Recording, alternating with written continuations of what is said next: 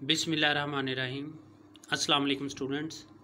हम the Gulistan of सादी कल हमने शुरू किया था और कल हमने इसका इंट्रोडक्शन पढ़ा था गुलिस्तान ऑफ सादी का कि इस बुक के बारे में डिफरेंट जो अंग्रेज़ स्कॉलर हैं वो क्या आइडियाज़ रखते हैं, क्या थिंकिंग है उनकी। कल हमने ये पढ़ा था। तो आज हम इसकी पैराबल शुरू करेंगे, यानी वो शॉर्ट स्टोरीज़ जो कि इस बुक के अंदर है। पहली शॉर्ट स्टोरी, 3 शॉर्ट स्टोरीज़ इसमें शामिल हैं, कल मैंने आपको बताया था। तो आज हम इसमें से फर्स्ट पढ़ेंगे। तो पहली कहानी है once a king and a Persian slave. Once एक मर्तबा, ए किंग एक बादशाह, एंड ए पर्शियन स्लेव और एक फ़ारसी ग़ुलाम, वर सेलिंग सफ़र कर रहे थे। सेल का मतलब होता है पानी का सफ़र, travelling, voyage. In the same boat, एक ही कश्ती में। एक दफ़ा का जिक्र है कि एक बादशाह और फ़ारसी ग़ुलाम एक ही कश्ती में सफ़र कर रहे थे। The slave had never been at C.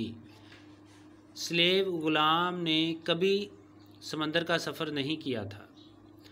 And never experienced, और कभी एक्सपीरियंस नहीं किया था। एक्सपीरियंस से मुराद यहाँ पे फेस, उसने कभी सामना नहीं किया था एनी कैलेमिटी, किसी भी कैलेमिटी का। कैलेमिटी का मतलब होता है आफत, कैटास्ट्रॉफी, डिज़ास्टर, मिसफॉर्च्यून।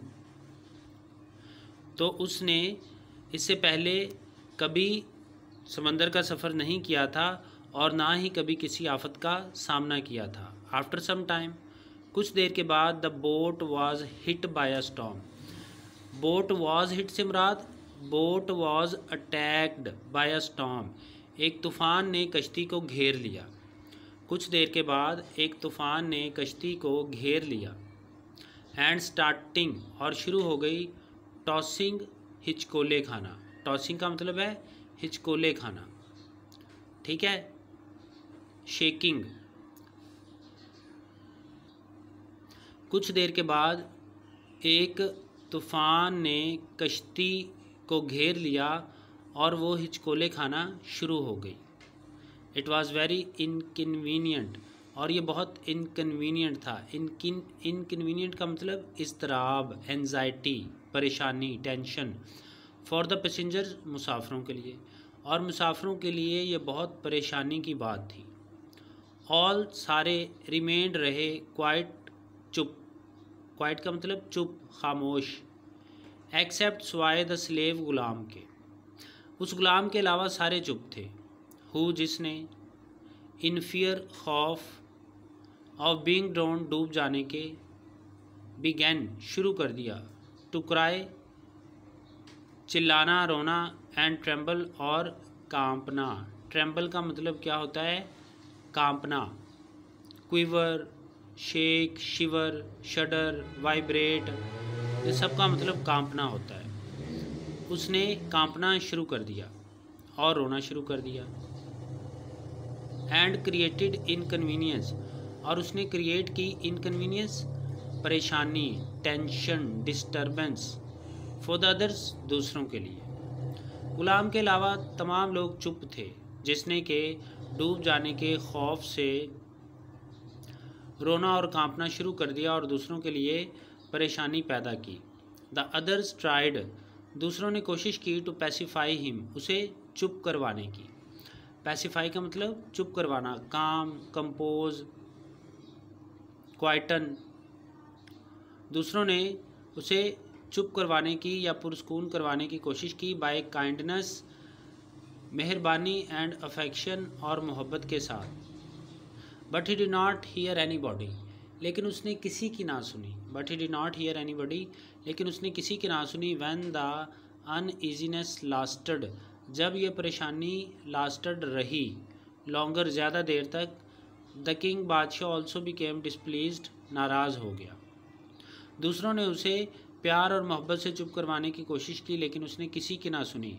और जब ये अनईजीनेस, जब ये परेशानी ज़्यादा देर तक रही, तो बादशाह भी नाराज़ हो गया। डिसप्लीज्ड का मतलब नाराज़, अनाए, एंग्री। इन दैट बोट, उस कश्ती में। देयर हैपन टू, इत्फाक से बी अ सार्जेंट, एक सार्जेंट भी बैठा हुआ था उस कश्ती में। इत्फाक से एक सार्जेंट भी बैठा हुआ था। ये जो सार्जेंट है ये एक पुलिस का एक ओहदा है, कांस्टेबल को सार्जेंट कहते हैं। तो उस कश्ती में इत्फाक से एक सार्जेंट भी बैठा था। हु सैड, जिसने कहा, विद योर परमिशन, अगर आपकी इजाज़त हो, मे आई क्वाइटन हिम, तो क्या मैं इसको चुप करवाऊँ, अगर आपकी इजाज़त हो तो मैं इसे चुप करवा दूँ। It will be a great favour, ये तो बहुत बड़ी फेवर होगी, मेहरबानी होगी, एहसान होगा। द किंग सैड, बादशाह ने कहा। द सार्जेंट ऑर्डर्ड, सार्जेंट ने हुक्म दिया, the slave to be thrown, कि गुलाम को फेंक दिया जाए, इनटू द वाटर, पानी में। सार्जेंट ने हुक्म दिया कि गुलाम को पानी में फेंक दिया जाए, सो दैट, ताकि ही कुड हैव एक्सपीरियंस्ड, वो तजर्बा कर सके, सामना कर सके, द ट्रू डेंजर, हकीकी ख़तरे का, ऑफ लाइफ, ज़िंदगी के। सार्जेंट ने हुक्म दिया कि गुलाम को पानी में फेंक दिया जाए ताकि वो ज़िंदगी के हकीकी ख़तरे का सामना कर सके। द पर्सन, टू पर्सन्स, दो लोगों ने, थ्रो हिम, उसे फेंक दिया, इन द सी, समंदर में, दो लोगों ने उसे समंदर में फेंक दिया। And when he was about to be drowned, और जब वो डूबने वाला था, अबाउट टू बी ड्रोन, डूबने वाला था, दे पुल्ड हिम बैक, उन्होंने उसे वापस खींच लिया, टू द बोट, कश्ती पर। जब वो डूबने वाला था तो उन्होंने उसे कश्ती पर वापस खींच लिया। एंड ही क्लंग, और वो, क्लंग का मतलब चिपक जाना, चिमट जाना। द स्टर्न, स्टर्न का मतलब होता है पिछला हिस्सा, अकबी हिस्सा। Rear part, back part, with both of his hand, अपने दोनों हाथों से। जब वो डूबने वाला था तो उन्होंने उसे कश्ती पर वापस खींच लिया और वो अपने दोनों हाथों से कश्ती के पिछले हिस्से के साथ, क्लंग का मतलब चिपक गया, स्टिक, ग्रिप, अपने दोनों हाथों से कश्ती के पिछले हिस्से को पकड़ के बैठ गया। Then he sat down and remained quiet, फिर वो बैठा रहा और चुप रहा। देन ही सैट डाउन, फिर वो बैठ गया, एंड रिमेन्ड क्वाइट, और चुप रहा, फिर वो बैठ गया और चुप रहा। दिस अपीयर्ड, ये लगा, स्ट्रेंज, अजीब, टू द किंग, बादशाह को ये अजीब लगा। हु कुड नॉट कम्प्रीहेंड, जो ना समझ सका, द विजडम, दानाई, इन द एक्शन, उस काम की, टेकन बाय द सार्जेंट, जो सार्जेंट ने काम किया था।